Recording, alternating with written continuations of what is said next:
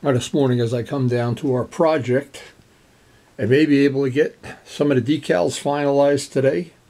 I'm going to try to link up with John on the computer and do some massaging of these decals. Also, I never know how the weather's going to play out. It's supposed to go up into the 40s today. If it does, I'll try to get some clear on this, but there's no guarantee with the weather. It changes by the hour here. So the major thing we want to work on today, and on the previous work session, I had laid this out roughly, very, very roughly. What I always like to do is confer with other people, and John is always one of the people in the loop. And he made a few tweaks to this. He made some other things up that I can look at on a computer today. And here's a couple of issues that I have here that, well, we're going to try to link up with the computer at some point in the day and do this. But again, there's no guarantee because we're both subject to having family stuff go on around us. So I'm at my computer screen here, of course, and I do have a widescreen monitor, which makes this a little bit easier. But I thought one of the things, when I speak to John, I was thinking about, and I was doing this last night in my mind, extending this down a little bit so that this bottom line is not a parallel line. It sits down a little further. And see what's critical about this, I know this is, most people would never even see this. This invades the space that normally would be occupied by the F. I like to just, because we're going to do this with a computer, we'll be able to lay that down a little bit more and see what it looks like, and then bring it back, lay it down, bring it back. Because we have, well, John has the program where I can work on his computer at the same time he's working on mine. Now the other logo is pretty simple. This logo here is the direct thing, and I think John pirated this off the Yamaha site. Doesn't really matter. It's the exact logo that we need for this to be correct. I need this in 3 different sizes: 2-inch, 1.75 inch, and 1.5 inch. That'll give me the complete choice of putting a big one on the bottom of the fairing, big one on the top of the fairing, little one here, there, everywhere, chick. It'll give me a lot of choices if I have that. So yeah, this is the beautiful thing about doing this by computer. John has laid this out several different ways. And right here you can see these letters have a point and what I call a chopped corner. There's some of them are different now. I got to look at the differences here. But the one thing, see what I think, and I'm looking at this, is this the little tang going out may have to be on the end of this. These lower letters have chopped corners. The top ones, these don't have the other corner chopped. So again, I got to look at which variation I like. See, this is different. It looks the same until you look at it real close, and then you see there are little subtle differences. But anyway, my impression of this, and this is what's nice about doing it with John's help on a computer, is we can take this tang here and just transpose it out onto that, and we've got ourselves a whole new look. Now that's going to be on the tail section, unless things change, and of course, in my world, everything changes. Now I always try to put a little quotation around my name, because that's really not my name. My name is Winfred. So if I put, and I'm sure John can just add that we've had that on the past ones, that I put this on the race bikes and on various track bikes and whatever. But anyway, I think the only thing I don't care, this is Yamaha. We tried to match the Yamaha lettering font. I'm not sure that this font wouldn't be better down here. But again, subjective, and it's something I'll talk to John about. The little one in the corner, of course, the layout here is pretty simple. This is something that we use just so we don't have to put a piece of blue tape on a tank if you go for a track day. This is a lot nicer and neater. Now, a funny thing I noticed about the Yamaha logo. The Yamaha logo, and I have several that come from decals, from stickers. Some have it just the letters are just slightly further apart, and they're slightly shorter. But this one, to me, as I look back at the website, this looks like, and to some of the FZR pictures, this looks like the correct one. So the way this played out today is I looked at all these. I try to make little notes of what I want to change and how I want to change it. And it's just going to be a thing of linking up with the two computers at some future time. So unexpectedly, as can happen this time of year, we had some company come over to wish us a Merry Christmas and a Happy New Year and a Happy Hanukkah and Happy Birthday. And now that they're gone, I have about an hour here to spend. And I wanted to show one of the things I do, part of sequencing. When I have an hour gap, I'm going to be able to link up with John later in the afternoon, but not right now. So what I'm going to do is spend this hour doing a little job I had planned. This little area I wanted to polish. Be a relatively simple job. And the extra time I have, I'll repolish some parts of the frame. So I have my trusty, Bob Navola was so impressed that I had a laundry basket of buffing supplies. But anyway, I keep it all in a laundry basket. I can carry it out conveniently. We'll be ready to buff in moments, with moments to spare. Oh, and this reminds me today I bought this bike with Luciano. We went and got it, brought it to his garage, and it was leaking gas and among other things. Of course, we got it real cheap, of course. So here was the problem. Number one, the frame was like not polished, and I wanted to polish it, so I did that. And the wheels were like not really shiny. I wanted them shiny. So, but what happens with aluminum? Any aluminum, and every once in a while it needs to have the buffing wheel run over it again. And that's what I want to do today. But first I want to carefully polish this little area and just see if I can get that to come up, because that's going to show through the crack in the fairing. And when I'm done with this, well, I'm hoping then I'll just move the bike and do the other side. See, I'm trying to get it in a position where it's easy to work on, because it is cold out here. So step one, because this is a rough area, it's not even the beginning of polishing, I have one of the 3M buffing balls. I can just clean up some of the material that's on there.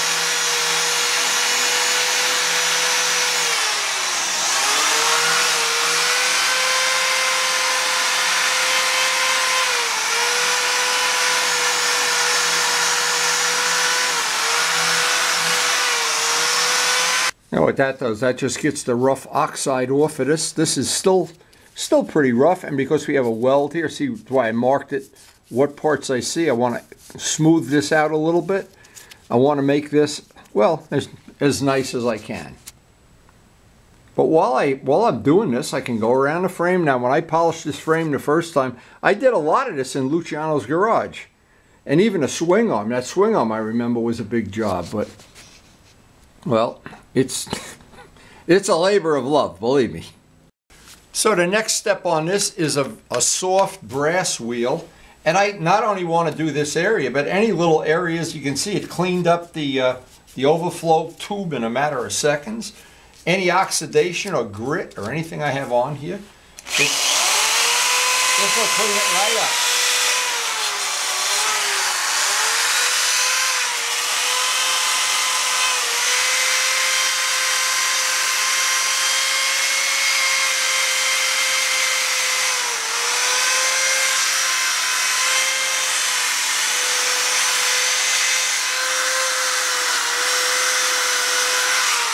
Now, even some of these parts that we're not going to see, what I'll do is, and I can see one right here, where there's some grit or some dirt or something that doesn't look the way it should, because when I go to work on this in the future, it's always nice if I have it as clean as possible anyway.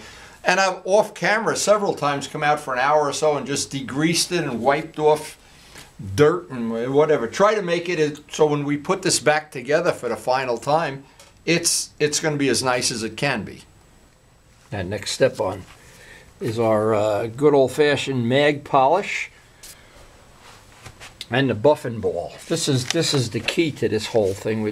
When you're doing rough buffing, this is the best one, and that's one I didn't get a discount on. That was about a $10 thing at the body shop. But that tends to pull away a lot of material and oxidation.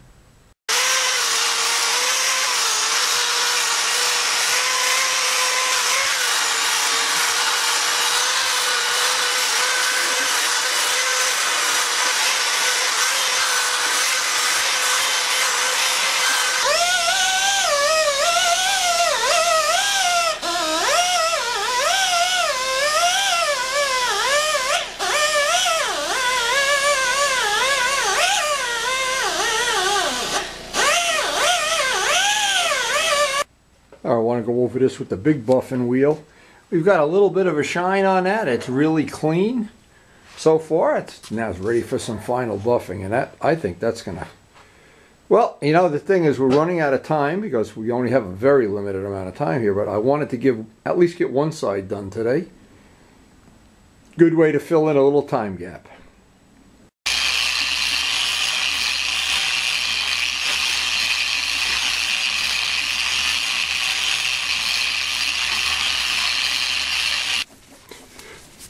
Of course, the final little bit of anything is always done by hand. We got that little guy polished out. Look, you can see the rag reflecting it. Got a lot of the little grit areas cleaned up.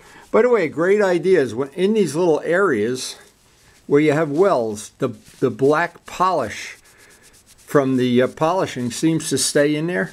A little toothbrush and some simple green usually gets that right out.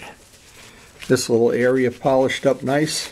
A lot of this we're not even going to see, but you know what? If we have to work on this, it'll be a lot nicer working on it when it's nice and clean.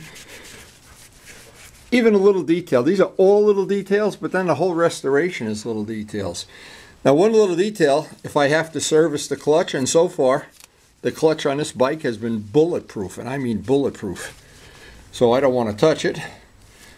But that would be the next thing. I'll try to definitely polish that up to match the frame.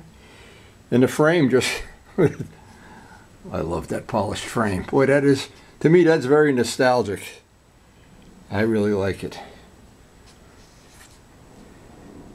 Anyway, we made very, very good use of a short amount of time. We got one side done. Next time we get to work on this, we'll do the other side. And the last little thing I could do with this, I have the Flitz ball. If I have time later, well, I may do it till later today. I wanted to Flitz ball it down because that Flitz leaves a coating of protection on the aluminum that it doesn't oxidize quite as quickly. Usually a couple months before you have to do it again, but that really did come out nice. I'm happy with that. And that's a little detail you're going to see through the side of the fairing. Boy, this day hasn't played out the way I thought it would. It's just getting colder and nastier looking, but so unpredictable this time of year. Now I got a few minutes in this little session, and what I wanted to do, it was pretty simple. I wanted to just run the Flitz ball over this with some Flitz. I made a video about using Flitz in the past, but what it does, it protects the aluminum just a little bit. Just enough while it's sitting out in the garage here for another probably 2 months. Time we finish this, we're into it about, well, we're in the 3rd month anyway. Oh, I made a couple of dedicated videos that are on my channel about this product, Flitz. You really can't buff things out with this, but what it does, once a part is buffed out and you use their special applicator, you can get a nice protective coating on, and it does put a little extra shine on. But the part has to be smooth to begin with. This is not a buffing compound.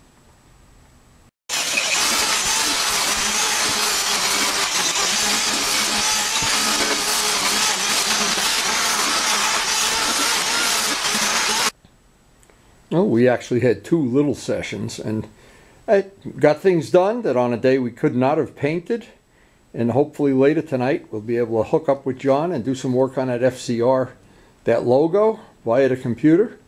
But this was a big thing to get out of the way. Now I got the other side to do, but just having, when we're halfway done, feels good to have that out of the way.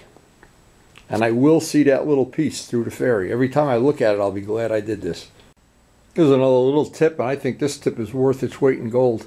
I keep all my waxes and polishes and Flitz and everything that I possibly can down in a cellar where it can't freeze. These products do not respond well to freezing. Sometimes you can still use them come springtime, and sometimes they just, I don't know how to describe it.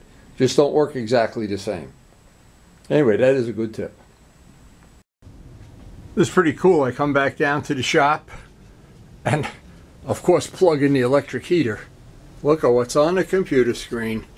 John's already got it up on the screen. How cool is that? Now let's see if this again. Now I can rotate it. Oops. Again, and come on. This is very high-tech stuff, John. Too high-tech for me. In this line. Right there. Stop right there. Okay. Now extend at that point out, right to where they're intersecting. Yeah, I understand. Okay. So I'm going to grab this. And see if this floats our boat. That you got it. Let's see if that's cool.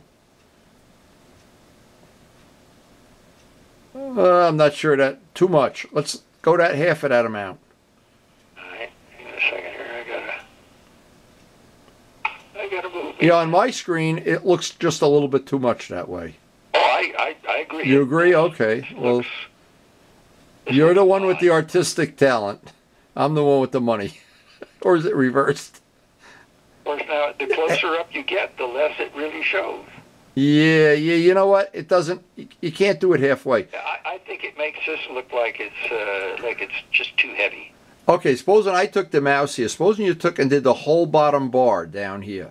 That would make it thicker, and it would make it 3 different letters. Let's see what that looks like. Okay. So, well, before you do it, so you want to have.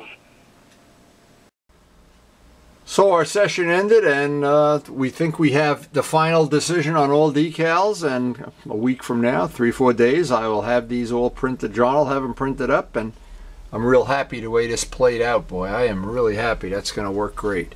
And this program where we can see each other's computer, just perfect today. It worked that great. John, thank you very much.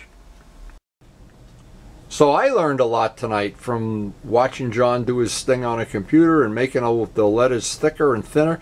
We learned a lot about the Yamaha logo too. The Yamaha logo, and he's going to be moving this, the M does not go all the way down. The H is not in the middle. The A is not, and they're not constant thicknesses on some of the logos, but not all of the logos. So it looks like over the years Yamaha has modified that logo several times. So as I end the video, I learned a lot from John. It was fun watching him do his thing with the computer. And he's been with me for, oh my God, probably 30 years already, maybe longer. And we've worked together on models, worked together on motorcycles, and solving life's problems. Anyway, boy, I'm excited about the decals. And if this works out, now we don't know how he's going to be printing them, but decals, you know, sometimes they get a little testy, but the whole adventure will be on a future video. So in the next couple days, I guess we have Steve's thing to work on. There's some parts here I can put clear on.